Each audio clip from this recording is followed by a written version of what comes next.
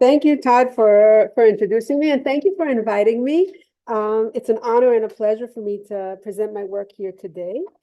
Um, as you said, I am a visiting professor here on sabbatical at Princeton from the University of Haifa. I'm really enjoying my year here at Princeton, and I'm very grateful to Alisa and Sarah for helping me for making this whole plan happen. So this is an opportunity to thank you as well. So today I'll present a project that actually started by being on poverty. So the research I'm showing today started being just about poverty, but then I developed it into being also about affluence and home ownership. So it's about Israel, but it also sparked my imagination and led me to want to conduct a cross-country comparison and ask new questions. So I recently wrote a proposal to promote these ideas, and I'll share them with you in the end of this presentation. And I will be really happy to hear any input you have, suggestions, ideas, how I can develop my project further. If you want to talk to me more, my office is downstairs in room 237, and I'll be here until July.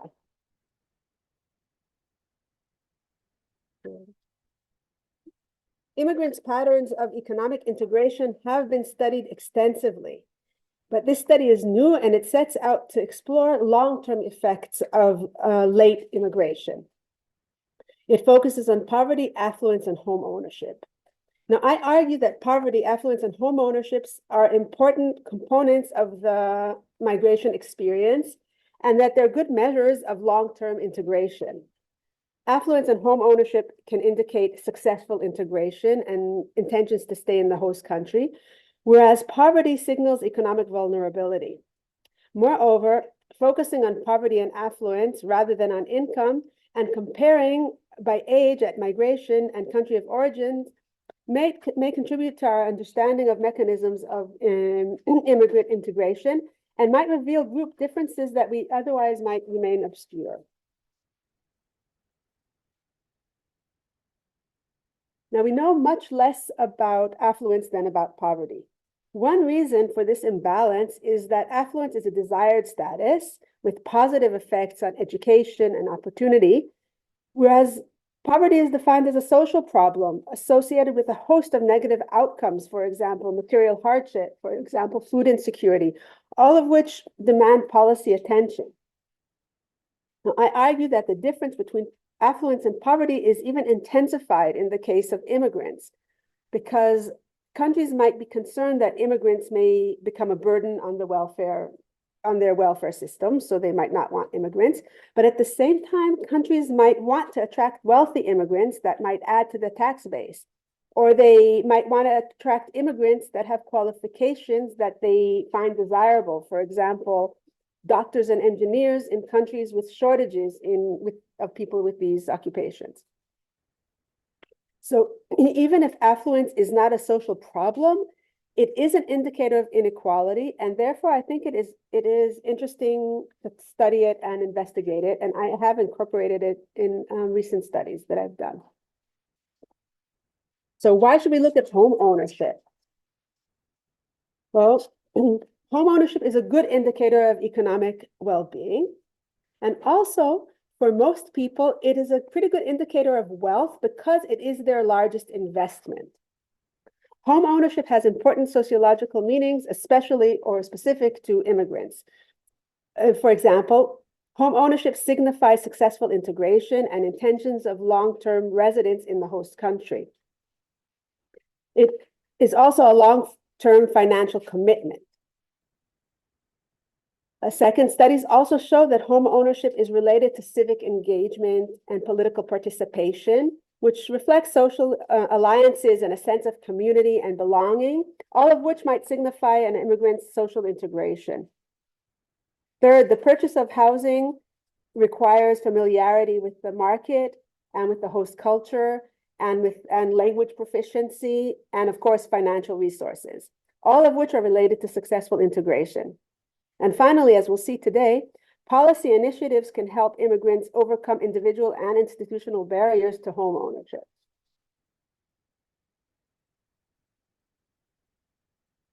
The literature on immigrant economic integration highlights a series of factors that are unique to immigrants over and above the regular factors that affect outcomes. These are age at arrival, tenure in the country, language proficiency, and country of origin. So regarding age at arrival, the argument is that the timing of events matters. Now, here at OPR, I don't need to convince you that it's not enough to look just at whether the event occurred, in this case, whether a person ever immigrated, but we need to look at the timing of the event over the life course, in this case, age at migration. Migrants arriving at children or adolescents are less likely to experience poverty as adults than people arriving at older ages, because they acquired their education, or at least part of their education, in the host country. They are proficient in the host language and culture. They have strong local social networks that increase their chances for better occupations and higher earnings. So they are also more likely to achieve affluence than immigrants who arrive at older ages. By contrast, working age immigrants typically interrupt their employment and have to start again in the new labor market. Typically, they have lower levels of host country language proficiency, and they're more likely to encounter economic hardships and poverty than immigrants who arrived as children.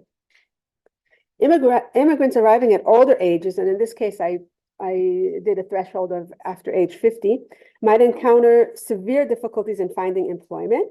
And more importantly, they have fewer years to accumulate market experience in the new labor market and to accrue pension benefits.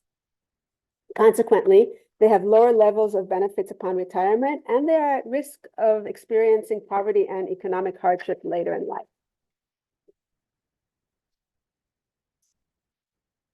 Immigrants differ not only at age at migration, which is the age effect, they also arrive from different countries. And I call that an origin effect. For example, immigrants arriving from developing countries to highly developed economies are more likely to experience poverty and economic disadvantages than immigrants from more developed countries, because there's likely to be a mismatch between their skills and the skills needed in the host country. In addition, some immigrant groups might encounter discrimination, whereas others might benefit from existing ethnic ties and networks. Countries also differ in the extent that accumulated rights and savings and pensions might be transferred to another country. For example, immigrants to Israel from English-speaking countries, such as the United States, may import their savings and enjoy their Social Security benefits upon retirement.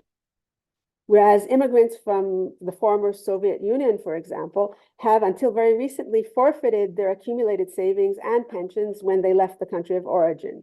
So if we sum all these up, the most vulnerable will be immigrants who migrate at an older age from countries in which they either didn't accumulate retirement benefits and savings, or they couldn't transfer them.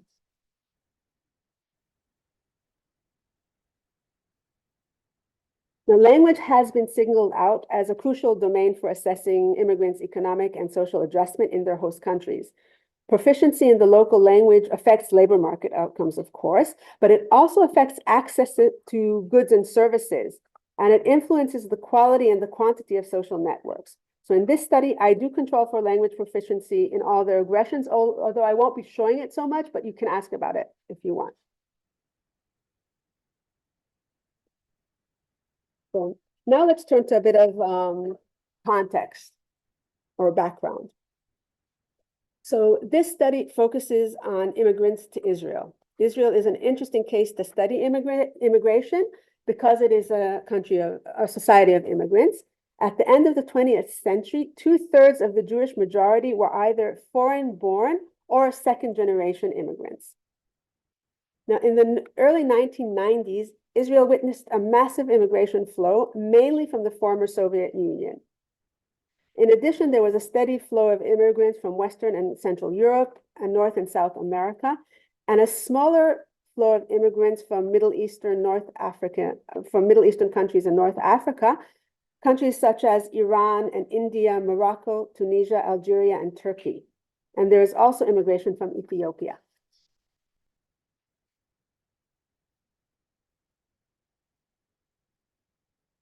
Most of the post-1990 immigration to Israel was from the former Soviet Union, following political and economic changes there. So that was a very big push factor.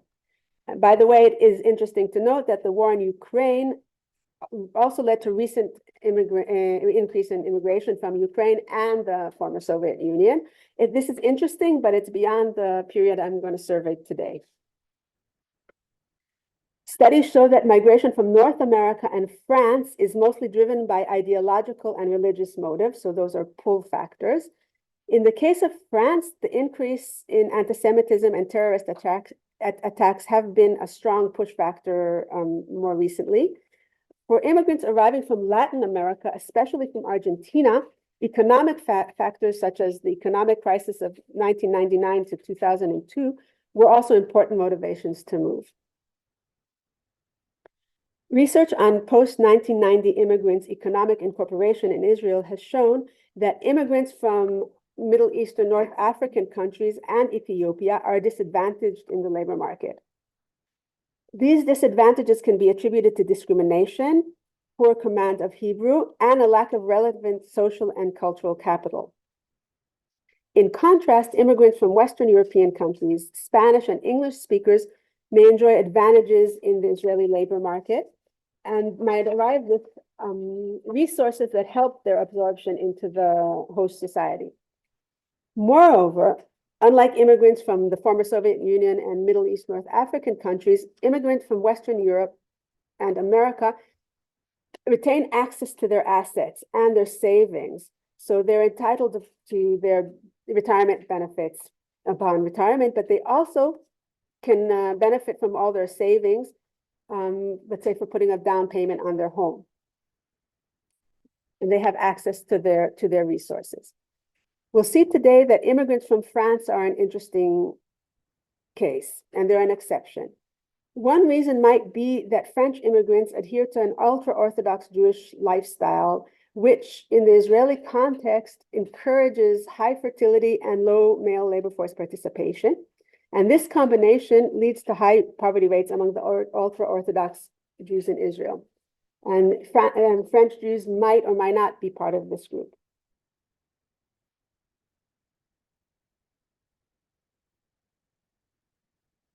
Now, Israel is a unique in that it views its Jewish immigrants as a returning diaspora, and it is highly committed to immigrant successful integration. So under the law of return, Jewish immigrants and their families are awarded citizenship upon arrival. Therefore, upon arrival, they are entitled to health insurance and social services, such as universal child allowances and universal old age allowances, as well as means-tested income maintenance grants. On top of that, immigrants to Israel are also entitled to what's called an absorption package. This absorption package is designed to facilitate the transition into Israeli society and to compensate for losses they incurred due to immigration. Absorption packages include assistance in rent, grants while studying Hebrew, or while participating in job training programs, or while looking for work. Immigrants also receive loans to help them purchase a home, and today we'll see how that policy affects home ownership. So I'll dive into that for a moment. Immigrants from the former Soviet Union received generous housing loans that they were required to use within 5 years of arrival. Scholars have argued that this time limit pressured many families into buying homes quickly, causing a rapid increase in housing prices. So these inflated prices led immigrants from the former Soviet Union to purchase housing in the less expensive geographic periphery, rather in the more expensive central part of the country. Now, a special housing policy was devised to help immigrants from Ethiopia to finance the purchase of a home. Whereas other immigrant groups received mortgages that they were expected to pay back, the generous mortgage loans given to Ethiopian immigrants, in fact, become gifts after 15 years. So in this sense, they sort of function more like a type of housing voucher than a loan. This policy was introduced because policymakers wanted to move immigrants out of absorption centers and into the community. These vouchers led to a high rate of home ownership among Ethiopian immigrants, and we'll see that today. But it also led to the unintended consequence of mounting housing prices. So immigrants could only afford housing in poor neighborhoods in a limited number of low-income localities. This outcome probably resulted from Ethiopians' unfamiliarity with the housing market, their low bargaining power, and the national housing shortage. So in this sense, the policy did not entirely achieve its goals. And we'll see today that for this particular group, homeownership is not a strong indicator of affluence or economic well-being. Nevertheless, homes are still an important financial asset that lowers inhabitants' living expenses once the mortgage is paid. And home ownership has value, of course, just not as much as the policy intended.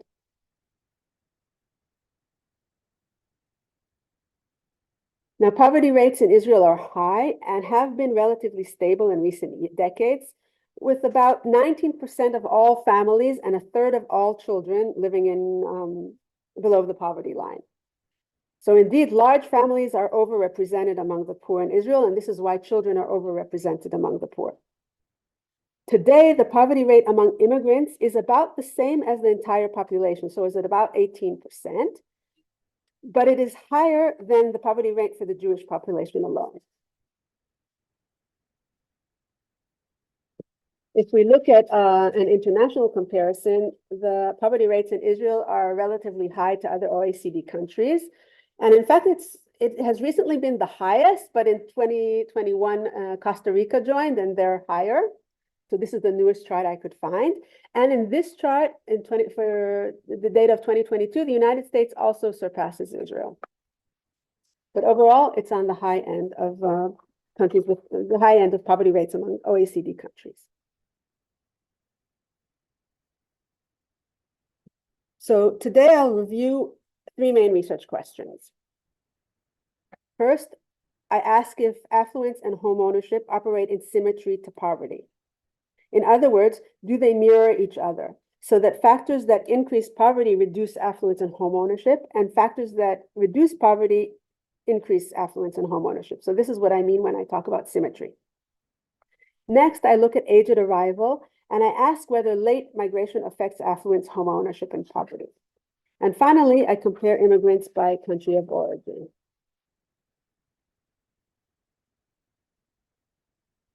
Data for their analysis were obtained from the New Immigrant Survey of 2010-2011, conducted by Israel's Central Bureau of Statistics. The New Immigrant Survey is based on a nationally representative sample of immigrants who arrived to Israel between 1990 and 2007. The survey was linked to the national 2008 census, and I draw variables from both sources. The Immigrant Survey covers a broad range of topics related to immigrant socioeconomic integration. I use the Immigrant Survey's information on Hebrew proficiency, which is not collected in census data.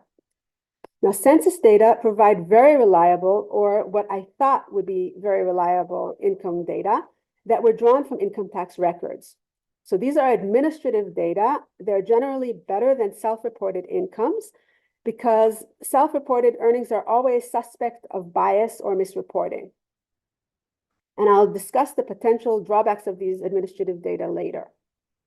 Census data also provide information on income from national insurance transfers, also drawn from administrative sources and also very reliable.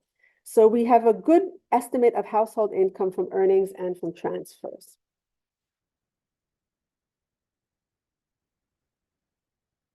So now, how do I measure? The measure of poverty emulates the official poverty line. Israel's official poverty line is calculated as it is in the OECD, so in the chart that I showed you before of the international comparison, as half the median equivalized net household income. Do you all know what that is, or should I talk about that more? So it's income, it's based on disposable income, that is income from all sources, earned income, as well as income from transfers, all sources in the household, divided by the number of people in the household equivalized. And then you take the median of that. Half the median is the poverty line.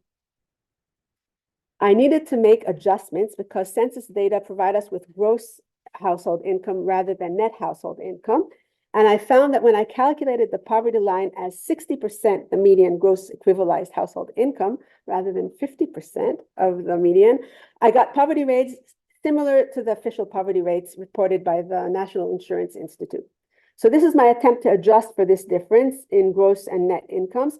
I acknowledge that this modification is not perfect, but it's all we could do. This is just to show you the equivalency scale. Don't worry about the income on the side. We just see the number of people in the household and the equivalency scale. So let's say you have one person in the household.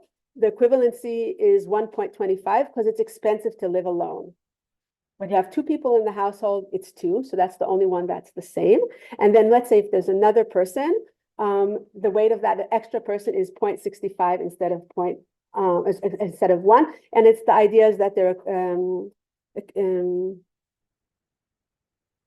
that there's in scales of okay, I lost there's this the economic cost of an additional person is less than a whole person, like it's another child, so they don't need that another room or another heating, so each one the addition goes down. And this is how they do it also in the OECD, although there is a debate about how we should do this and if this is right. Now, while the OECD has clear guidelines for measuring poverty, there is no OECD convention for measuring affluence. So I chose a measure of affluence that's symmetrical to poverty, and I measured affluence as twice the median income per person equivalized. I tested other thresholds, and the results were robust. And I like this measure because it works out well. I've adopted it for other studies that I've carried out and I've published, and I find it very useful. Now, measuring home ownership is seemingly straightforward and indicates that the respondent owns a home in Israel. This home may not necessarily be the home in which the family currently resides. The census does not ask specifically about home ownership outside of Israel, so we cannot know if the respondent owns a home in another country. So this is a caveat for that measure. Another caveat is that we cannot know who in the household owns the home, because the question is worded, do you own this home or is it rented? And you is written in the plural, so it refers to the family. So it could be, let's say, the child of the parents who own the home. Although everybody in this survey is an adult. So today we'll focus on 2 main independent variables, although we control for many more. The main variables of interest are age at arrival and origin. Age at arrival is collapsed into 3 categories: 6 to 19, these are people who arrived as children or adolescents; 20 to 49, these are people who arrived at working age, but like younger; and then 50 plus, these are people who arrived later, so I call them older working age. We have 7 origin groups. Some of the origin categories are by country and some are by geographic region. Some of the groups are rather small, so we couldn't make further refinements. Now here I control for all the usual suspects that predict income. The only variable that might be unique for immigrants is the language proficiency. It is composed of self-reported levels of proficiency in reading, writing, and speaking. So let's look at some just descriptive statistics. We can see here that those arriving at a young age have the highest representation in the affluent category, 22%, which is higher than the mean of the population, which is 18%. Those arriving at the oldest age group have the lowest representation in the affluent category, that's only 6%. So affluence and poverty do seem to operate in symmetry, because the group with the highest affluence, that is the youngest age at arrival, have the lowest representation in poverty, 10%.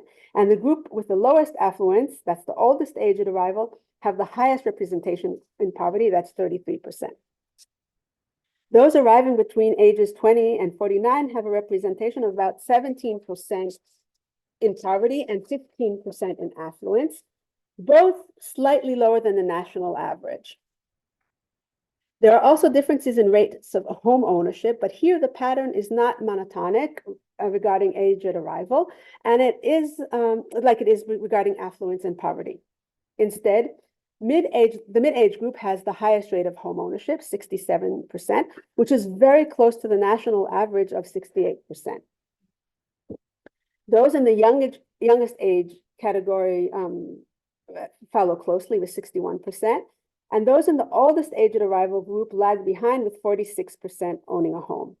So these descriptive results suggest that those arriving at an older age are more economically vulnerable on average than those arriving at younger ages.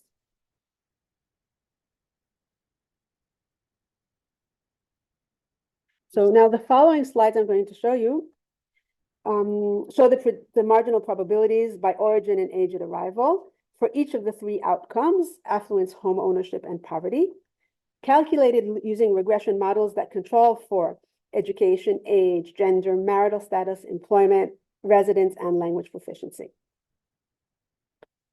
We'll see here that there appears to be a clear age at arrival gradient in both affluence and poverty, and it appears to operate symmetrically. The younger age at arrival, the higher the probability of affluence and the lower probability of poverty. The gradient by age at arrival is less pronounced regarding home ownership, where it seems that the largest difference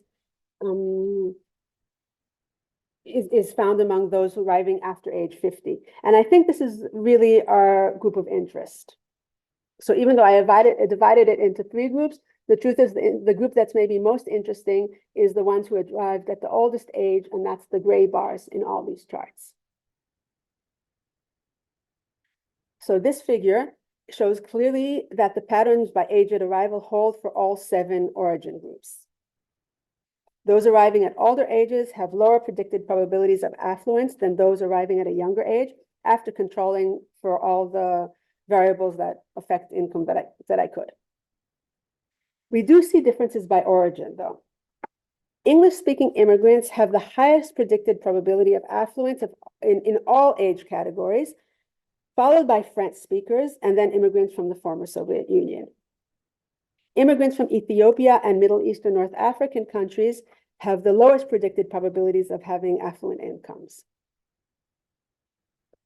But we will see that despite their low probability of affluence and high probability of poverty, immigrants from Ethiopia have the highest predicted probabilities of home ownership in all categories of age at arrival. You see that here. So here again, we see predicted probabilities by age at arrival and origin, but this time for home ownership. So in the previous chart, we saw a nice gradient by age at arrival. Here we see the effect of age at we do see the effect of age at migration, but we see really the difference is with the group that arrived at the oldest age, those gray bars. In all origin groups, those arriving after age 50 have low predicted probabilities of home ownership than immigrants arriving at younger ages, and the difference is pronounced. Now, we also see the pronounced differences between origin groups. We can see the high rates of home ownership among the immigrants from Ethiopia, and this is despite their very low affluence. So these high rates of home ownership are most likely the result of policy and the housing voucher they received that I talked about earlier. And I think this is really an excellent example of the effects of policy can have, because this is a very specific policy targeted at a very small group, and it seems to have a very strong effect. Observable here in census data. Think about it. This is not an evaluation project. I didn't look for this effect. It appeared to us, so you can see it here. This finding does raise new questions to explore. For example, I would like to know the value of the homes. What are these homes worth? How much do they cost? But census data don't collect information on wealth, and they don't collect information on the value of the home.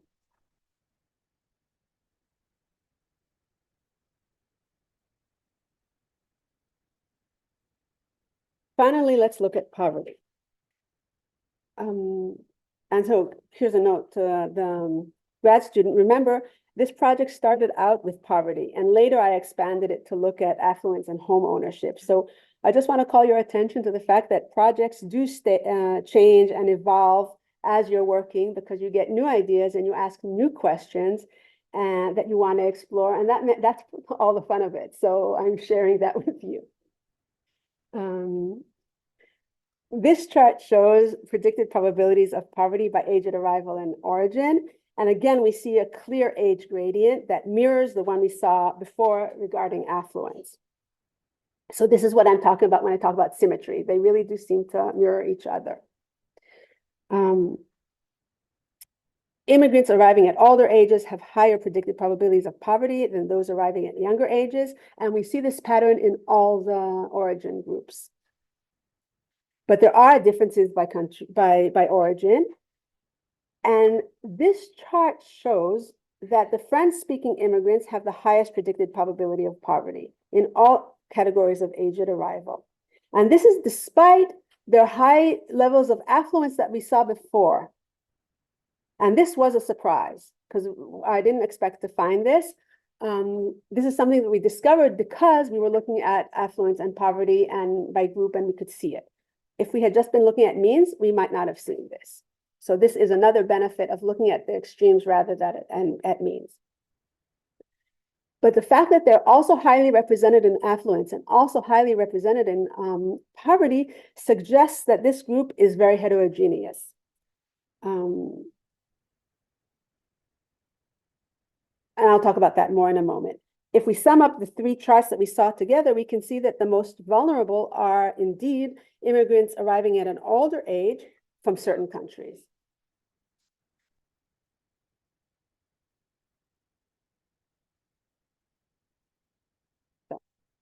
So I'll provide answers to the questions I asked that I presented before.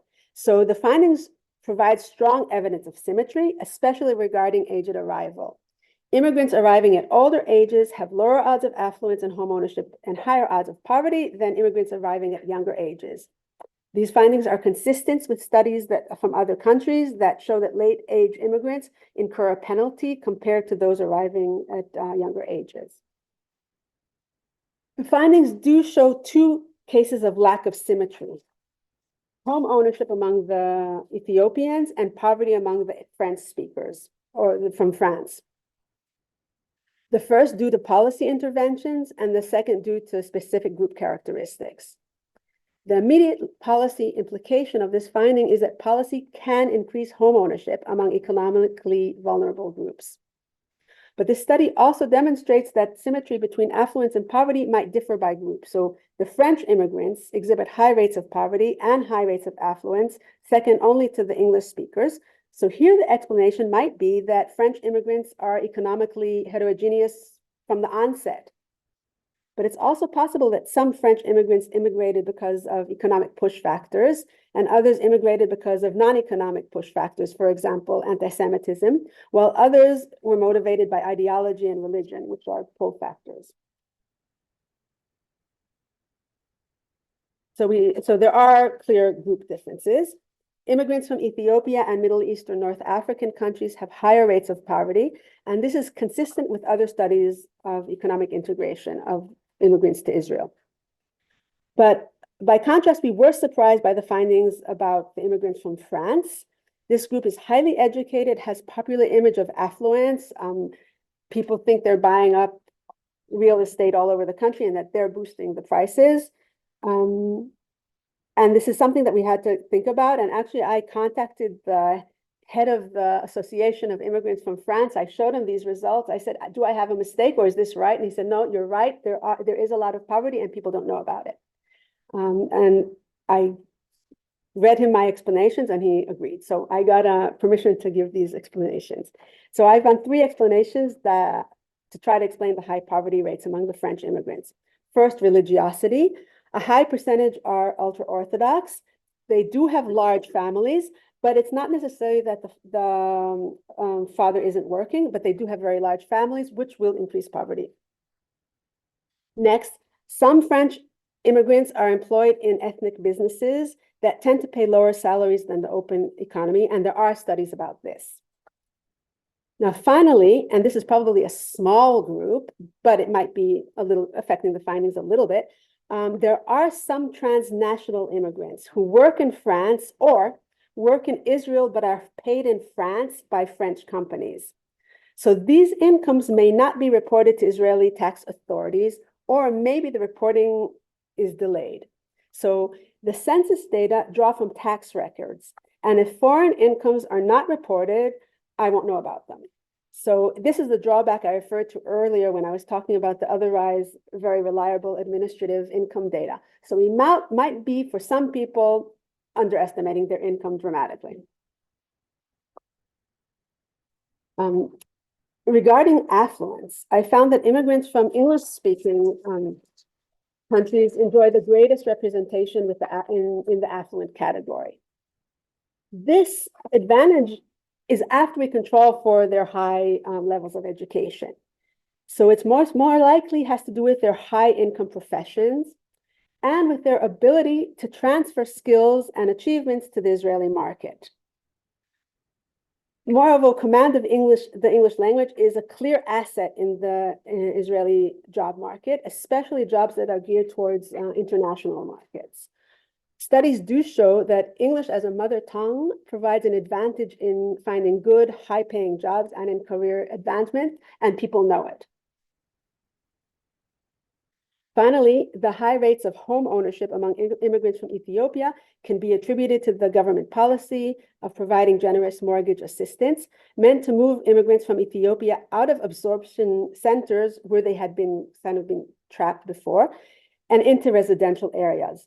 The generous policy has been criticized, however, with claims that the availability of mortgages led to rapid increases in housing prices, making it impossible for Ethiopian immigrants to purchase homes outside poor neighborhoods. And also now, if they sell their homes, they won't be able to buy anything else. So they're sort of trapped in these areas. So that is the critique of that. So this study does have policy implications. And the study raises new questions about the ways in which late migration affects affluence, home ownership, and poverty.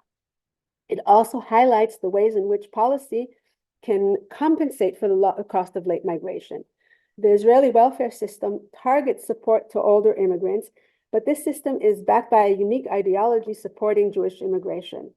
Other countries can develop policies to compensate for older migrants' losses incurred by choosing to immigrate. Policy also can work in both income extremes. Safety nets to reduce poverty at one extreme, and international financial treaties that ease the flow of assets and accumulated pensions at the other. So the United States and other developed nations allow the international transfer of assets with some constraints, but many other countries apply strict restrictions so that even if people are free to move, it might cost them their life savings and accumulated pensions. So examining propensities for affluence, home ownership, and poverty by age of migration and origin has revealed the high cost of migration later in life. So, what next? Working on this study raised new questions that I intend to address in future studies. I recently submitted a proposal to the Israel Science Foundation to conduct a cross-country comparison of immigrant affluence, wealth, home ownership, and poverty. And I hope to be able to investigate these topics using surveys from different countries. And I really would be happy to hear any ideas or suggestions that you might have to promote this agenda. For example, the study I just showed you today demonstrated that it's not enough to know about home ownership. I would like to know about the value of the home. How much is it worth? And since homes are most people's largest investment, this leads me to my next idea, which is to look at wealth. This study I presented today, I focused on affluence because I was limited to income data that's available in the census. But ideally, it would be interesting to ask about wealth. Wealth is accumulated over the life course as people save and mortgages are paid off. So immigrants might have different wealth trajectories than native-born, and immigrant wealth gaps might be even bigger than immigrant income gaps that we know do tend to decrease with tenure in the country. Also, it's interesting to look at older immigrants and long-term effects to detect long-term costs of immigration. So I argue that we need to think about different measures of inequality at different stages of the life course. For example, poverty and affluence are relevant for all ages because they're measured by income. But young people are not likely to own a home. And so I think it makes sense to look at home ownership, let's say, starting midlife. And young people also are not likely to have accumulated much wealth, so it makes sense to look at wealth among older adults. So I kind of wanted to check that idea makes sense. So this is just a descriptive, just an illustration of that age effect and of wealth. This chart really is just preliminary glance at this idea. We can see there is an age gradient where age is associated with wealth accumulation in a selection of countries. This is a sort of a random selection of countries that have wealth data. This chart also shows that there's substantial differences between countries. And when I conduct my cross-country comparisons, I'll have to take many factors into account. For example, studies show that savings and patterns of wealth accumulation differ by country because they're affected by pension policies. Some countries have generous pension policies while others do not. So people have very different incentives to save for old age. Of course, a study of immigration will have to look at how open the country is to immigration in general and to immigration from the respondent's country in particular. And of course, when looking at home ownership, I'll have to take into consideration housing policy and the extent to which home ownership is promoted and the kind of mortgages available in the country. So now that I've shared what I've done and how I intend to proceed, I'd be happy to hear from you if you have any ideas and suggestions how I can continue with this. That would be great.